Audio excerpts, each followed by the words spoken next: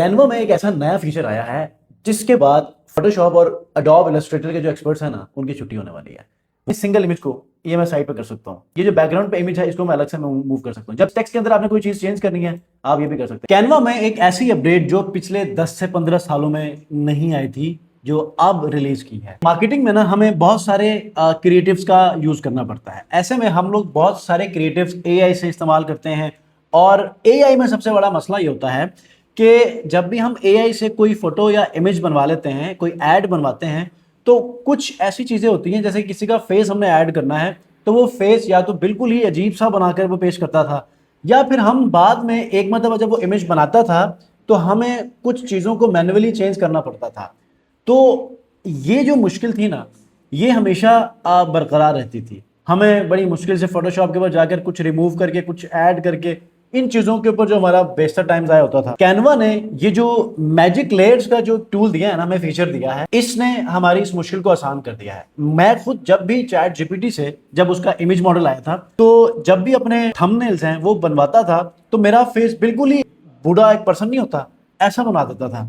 तो मुझे वो इमेज रिमूव करना पड़ता था, या फिर एक नया प्रॉम्प्ट देता था कि मुझे जो ये इमेज दिया है इसको आप रिमूव कर दें, मैं खुद मैन्युअली ऐड करूंगा। तो इसमें भी वो बहुत सारी जंगोजहद करने के बाद जो है वो जाकर वो इस काम को करता था। फिर मुझे विस्क के ऊपर जाकर उसके रेजोल्यूशन सेट करने पड़ते थे, क्योंकि कैनवा जो चैट जीपीटी है उसका साइज भी फिर उसके रेजोल्यूशंस भी सही तरह मिलते नहीं थे। कैनवा ने अब क्या किया है कि हमें एक नया फीचर दिया है, जो कि हम किसी भी इमेज को आप अपना मतलब जनरल रूटीन के अंदर कोई भी इमेज है आप उसको कैनवा के अंदर लेकर आए, आपको वो लेयर्स में कन्वर्ट करके आप उसको इजीली ड्रैग एंड ड्रॉप करके एडिट करके आपको तैयार करेगा। तो वो क्या है, स्क्रीन के ऊपर चलते हैं और ये सारी चीजें यहाँ पर हम देखते हैं और प्रैक्टिकली करेंगे भी कि पहले हम क्या करते थे और हमें मुश्किल क्या पेश आती थी, अब कितनी आसानी हो चुकी है इस टूल के आने के बाद।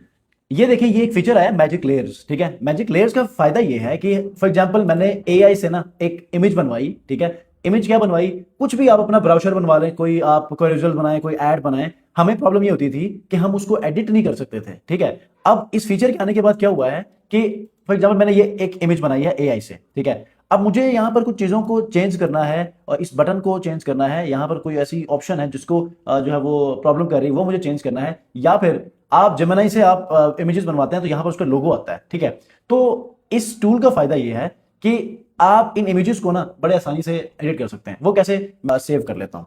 इसको मैं सेव करूंगा, मैजिक लेयर के ऊपर आऊंगा, सिलेक्ट मीडिया करूंगा, और आप इवन कि यहाँ पर बहुत सारी चीजें कर सकते हैं, ये भी मैं आपको भी बताऊंगा। लेकिन फिलहाल हम अभी जो हमने एआई से इमेज बनवाई है, यहाँ पर कुछ भी आप चेंज करना चाहें आप इजीली कर सकते हैं।